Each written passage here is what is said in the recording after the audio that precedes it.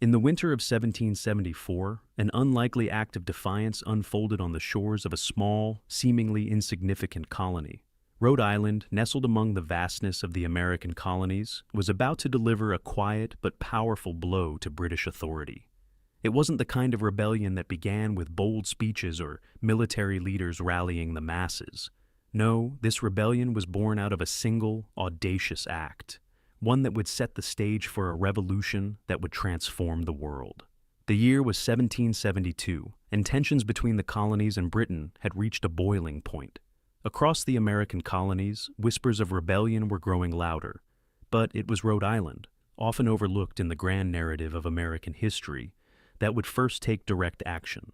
While other colonies debated and protested, Rhode Island was already testing the limits of British control, driven by a long history of resistance to imperial rule. It was in this context that an event would unfold that no one saw coming, a rebellion that would ripple across the colonies and eventually ignite the American Revolution. It all began with a ship that embodied everything the colonists hated about British rule. The HMS Gaspee, a British revenue cutter, had been patrolling the waters off Rhode Island's shores, enforcing the hated navigation acts that severely restricted colonial trade. The British had established these laws to control colonial commerce and enrich the crown at the expense of the colonists. For years, Rhode Island had been a thorn in the side of British authorities, defying these acts whenever possible. But on the night of June 9th, 1772, the tensions came to a head in a dramatic and unexpected way. The Gaspee ran aground near the town of Pawtuxet, just south of Providence. To most, it seemed like a stroke of bad luck, a simple navigational error, but to Rhode Islanders, it was an opportunity too good to pass up. Word quickly spread that the British ship was stranded, and within hours, a group of men, led by John Brown, a wealthy Rhode Island merchant, set out to seize the moment. Their plan was audacious. They would board the Gaspee, take control of the ship, and burn it to the ground. In the dead of night, under the cover of darkness, a small group of men in boats approached the Gaspee. They didn't hesitate. With military precision, they overpowered the British crew, seized control of the ship, and set it aflame. The Gaspee was reduced to nothing more than a smoldering wreck, drifting helplessly in the waters of Narragansett Bay. To the British, it was a humiliating blow. To the colonists, it was a victory. It was the first act of open rebellion against British authority, and Rhode Island had taken the first step toward independence. The audacity of the Gaspee raid shocked the British. They were furious, and they demanded justice. But Rhode Island, steadfast in its defiance, refused to cooperate. No one came forward to testify against the attackers, and the authorities were unable to find any culprits. Rhode Islanders had acted in solidarity, and they had sent a clear message to the British. They would not be intimidated. The British were left with no choice but to swallow their anger and move on. But in reality, the Gaspee incident was only the beginning. In the years that followed, Rhode Island's bold stance continued to stir the pot.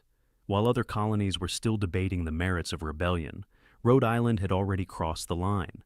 As tensions with Britain grew, Rhode Island refused to bow to British demands. The colony took part in boycotts, supported the growing resistance movement, and continued to flout British authority at every turn. The Gaspee incident had shown that Rhode Island was willing to fight for its freedom, and in doing so, it set the tone for the rebellion that would sweep across the continent. By 1775, as word of the battles of Lexington and Concord reached the shores of Rhode Island, the colony could no longer sit on the sidelines. The time for debate was over.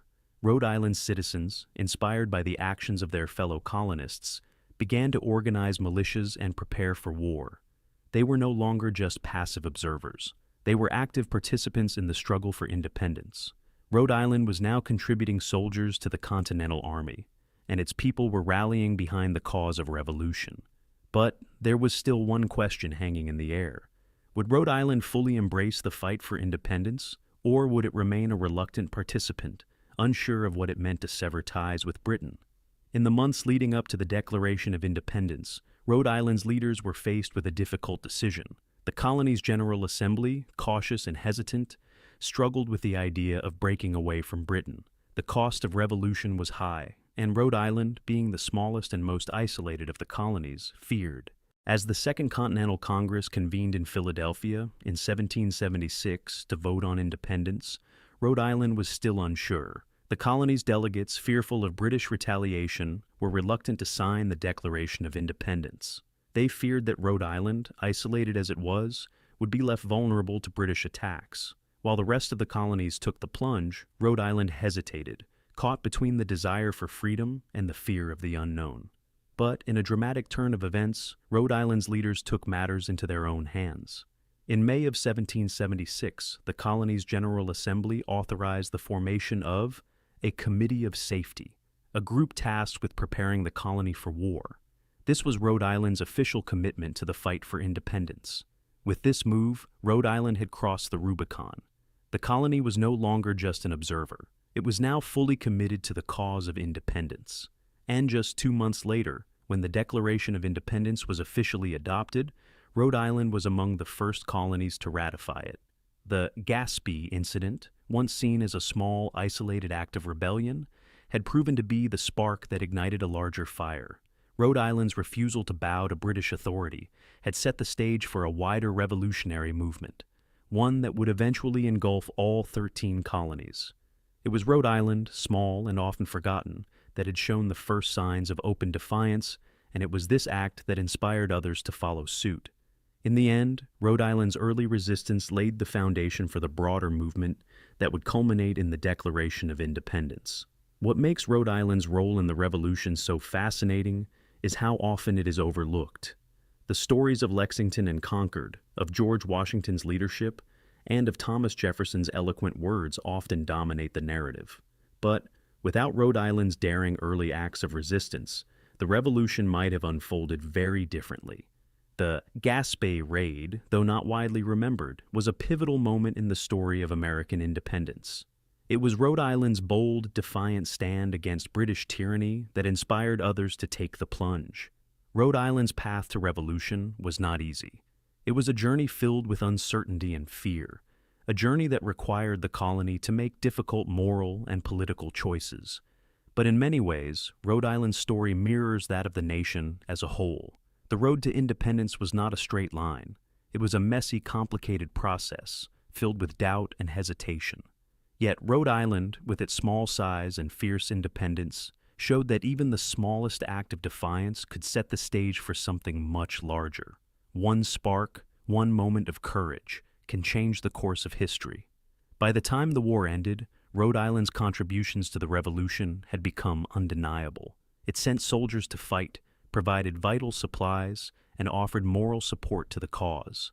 And in 1790, after years of struggle and sacrifice, Rhode Island would become the 13th state to join the newly formed United States of America. Its independence had been earned through blood, sweat, and defiance, through the courage of its people and the boldness of its leaders. Today, when we think of the American Revolution, we often focus on the well-known figures and events. But Rhode Island's role, its early defiance and unwavering resistance, remains one of the most significant, though often overlooked, stories of the era.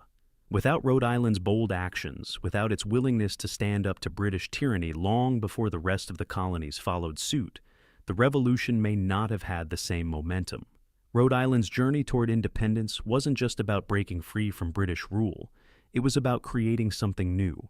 A nation, built on ideals of liberty and freedom, was born in part because of the audacity of a small colony that refused to back down.